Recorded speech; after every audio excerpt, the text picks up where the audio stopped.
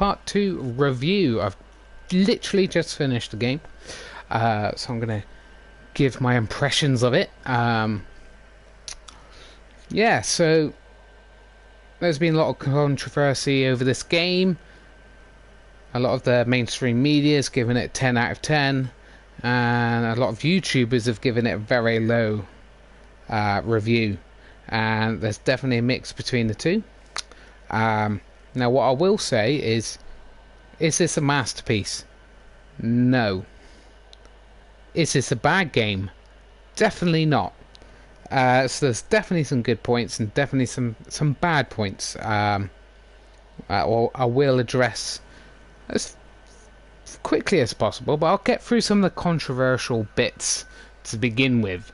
So there's spoilers. There is spoilers for the whole game. So if you haven't played the game and don't want it ruined, then go now. So there you go. Controversial bits are... we'll ignore the very right-wing controversial bits, because who gives a toss about that. Let's get down to the actual reasonable critiques of this game.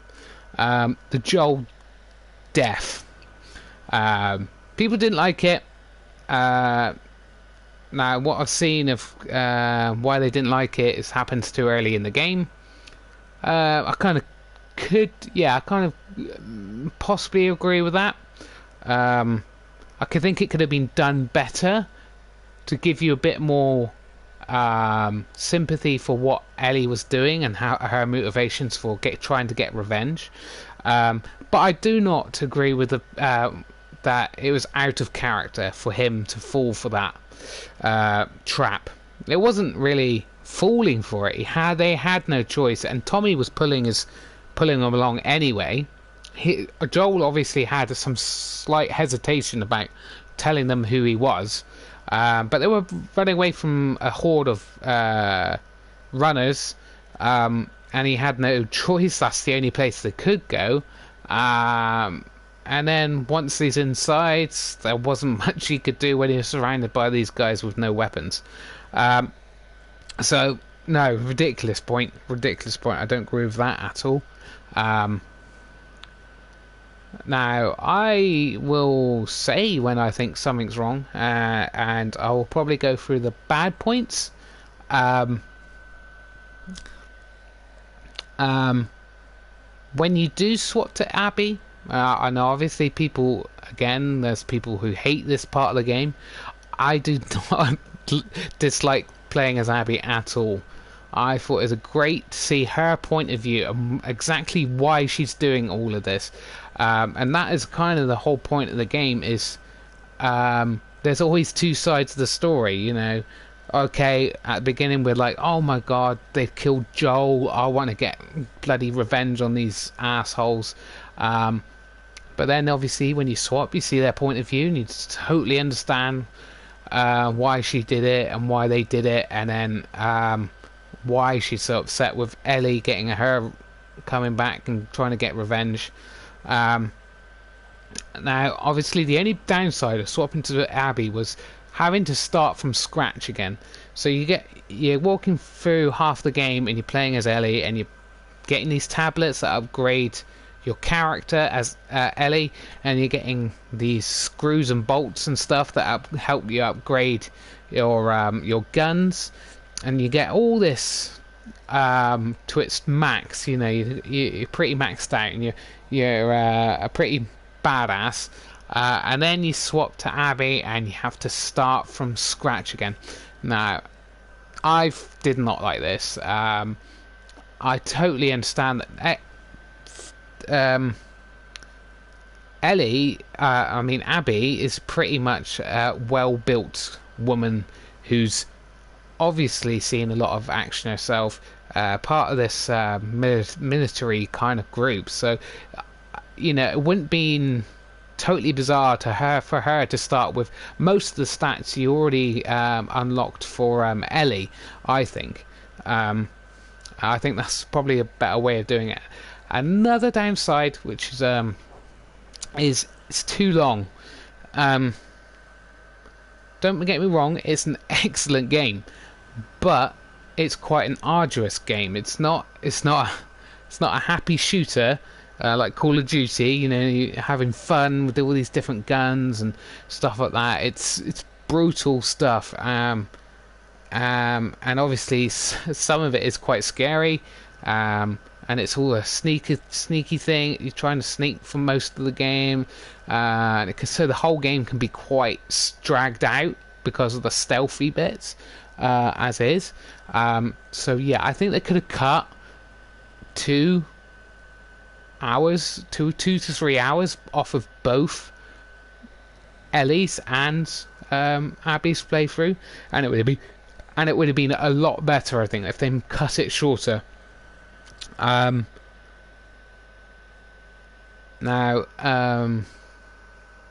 what other bad points?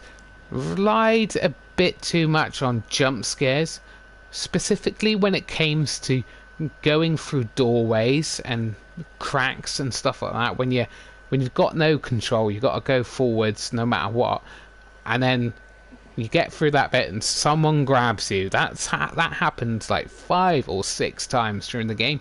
It worked. Don't get me wrong, it does make you jump, but it's a bit cheap, and you expect that from a crappy horror film, but not from such a great game as the Last of Us. Other bad points, I don't think there's many other bad points, to be honest.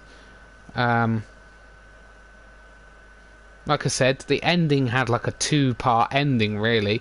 You see Abby comes to get her revenge after you kill 2 of her friends, and you beat Ellie down, and again she lets you live. That's twice she's let you live. And then Ellie still can't let it go, and she goes back again to kill Abby. I think that's a little bit of a stretch, and they could have put that in to the main story, if you see what I mean. So it could have been done a bit earlier on in the game, and then obviously then pushed. Then that happened at that part where they confront each other in the cinema, rather than then her going back and having this lovely life at home, and then her having to leave that to go back again to get Abby. Thought that was a little bit much. Again, it made it feel like it's stretched out, dragged on a bit, the whole game. Obviously, I understand that they're obviously making a big AAA title, and people are paying a lot of money for a game like this type of game, and obviously if the game was too short, then obviously people will feel shortchanged. So you've got to get that balancing act right, and I don't think this game did. It just pushed it for too long. Especially it being, like I said, such a brutal and quite scary game at times. Now the good points, so a couple of really scary points were, again, when you're in with some in the bottom of the hospital, and there's like a super infected down there. That was really cool, because it went back into this hospital, and this is like when the first patients went for this infection, before they knew what was happening, and that was very creepy and good. Also, the other scary bit was when Abby was on top of the skyscraper, going and trying to get across these short beams, and the wind was really howling. It felt very realistic. It was. I'm not good with heights, and that really did put me on edge playing that. But again, it's another bit where they fall, but they fall into part of the hotel. Again, it's that dragging the game on a bit too much. It's always, oh, now we've got to get some hospital supplies. Oh no, the bridge we normally take has collapsed. We're going to have to go around the long route where the infected haven't been cleared out from, and it's just a bit like, oh, here we go, that again. But like I said, that's the only downsides I've had. Um, so we go on to the good points. Oh no, one more bad point. Um, yeah, there was again. I think it needed right at the end of the game, very end of the game. They show a cutscene which shows Joel and Ellie having a very emotional scene that was very good. It was good at the end, but I think they could have had a different cutscene for that, and had that one at the end put partway through the main story. Because, like I said, I didn't replay the first Last of Us before I played this one. So when they killed Joel, okay, I was kind of upset, but I wasn't too upset. I wasn't too involved in Ellie's hatred and revenge as I could have been. And if they had that cutscene at the very end where they were talking about Ellie and Joel, Ellie was saying how much she did hate Joel for not leaving her in the hospital for the cure, but him saying, oh, I know you hate me, but I you know, if I had to decide to do it again, I would have done it. And that scene could have been so much better, like halfway through the game, and then you would have really been like, actually, I really understand why the emotions that Ellie's going through right now, the hate she has, and the need for revenge. And I think that would have been so much better partway through the game, and then a different cutscene at the end of the game, which made you feel emotional yet again. But like I said, it's not a perfect game. It's definitely not a perfect game, and I kind of understand. It's just like it's like two groups. When I'm going online or anything, I try to avoid it as much as possible. I didn't see any of the leaks before it came out, but obviously when some of the leaks came out, people just jumped on the hate bandwagon and just hated it before it even came out, before they even played it. And then when it came out, a lot of the media were like 10 out of 10, 10 out of 10, absolutely amazing. And then obviously the people that are already hating it said, oh, they're paid for. No, it's just people's opinions. You go, oh, that person made an opinion on this game that I didn't really like. Well, if they said this one's 10 out of 10, and they liked the game you didn't like before, then you might not like this one. That's their opinion, so you go off that. You don't necessarily go, oh, he's given it a 10, so it must be amazing. No, you go off what he's said before, or what he's saying in that review, and go, oh, okay, I kind of agree with him there, but I don't agree with him there. So that's how people should be thinking about reviews. And it's not like they're paid for. Some of them have a bit of old pressure and maybe liking a game amongst this community that other people have liked. But the same goes for YouTubers. There's particular YouTubers whose whole selling point is them slating games. So if they see one little problem with the game, they will go off on that, and because that is their selling point. Now anyway, enough about all that controversy, and let's just get back to the good points.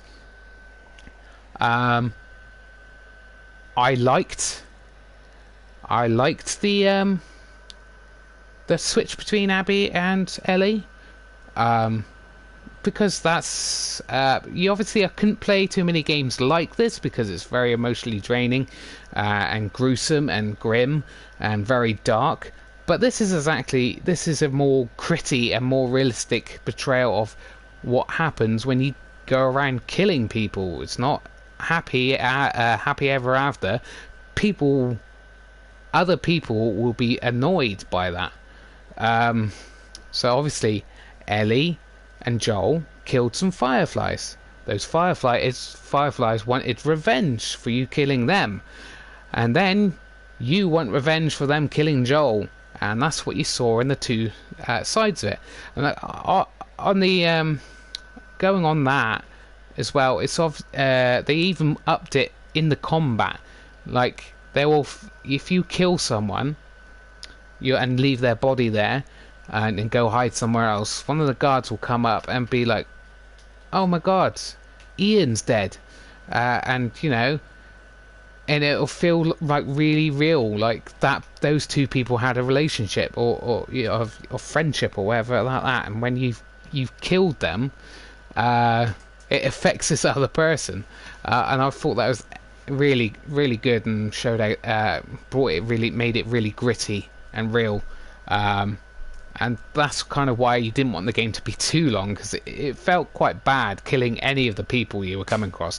They weren't just nameless soldiers; they had names. The other people would call their names, and be angry and upset that you've killed them. And now that also comes down to combat.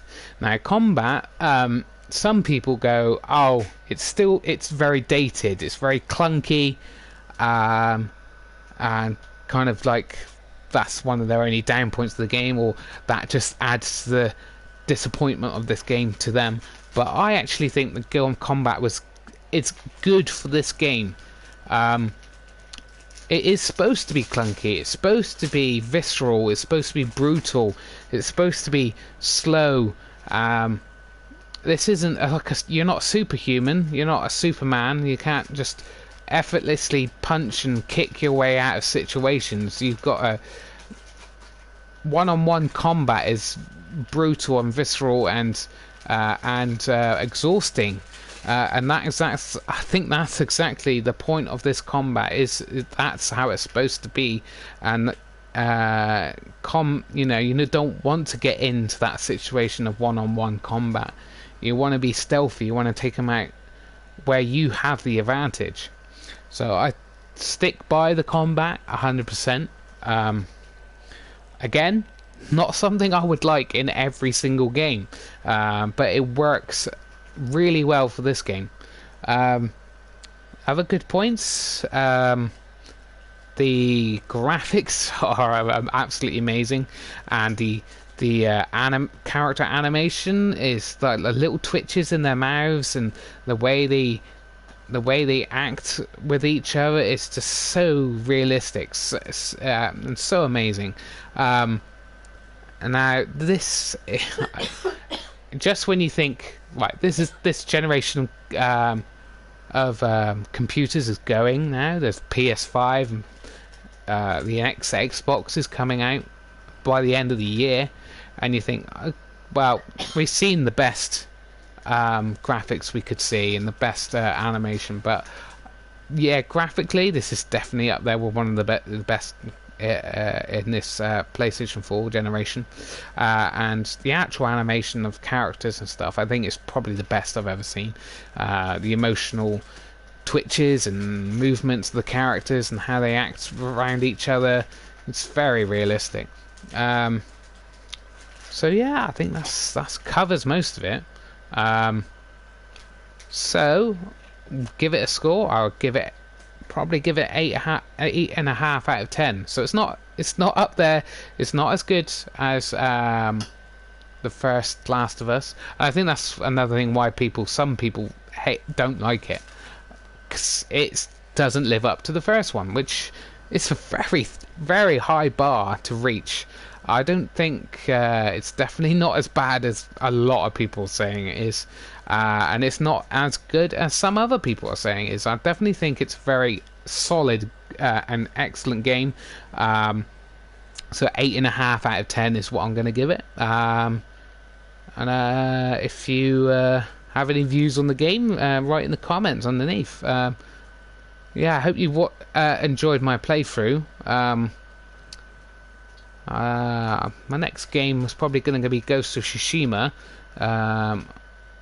which comes out fairly soon. I don't know whether I'm going to do any playthroughs of that. I don't know. We'll see. Anyway, thanks for watching. Bye, guys.